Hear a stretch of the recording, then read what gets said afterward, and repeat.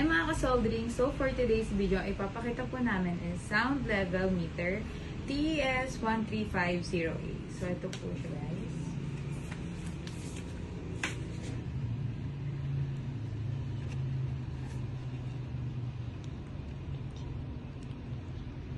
So ito po yung range.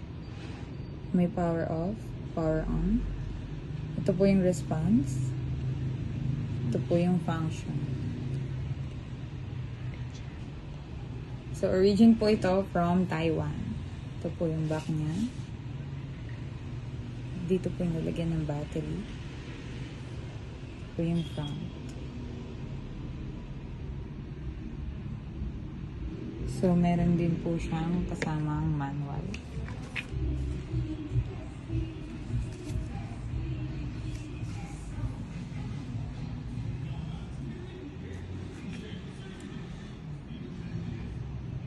Yung mga kasama.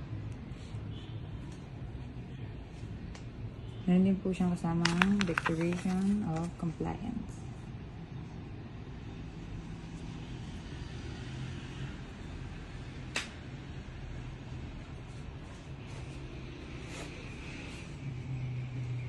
Yun lang guys. So huwag niyo pong kalimutan mag-subscribe sa aming YouTube and TikTok account channel. Thank you!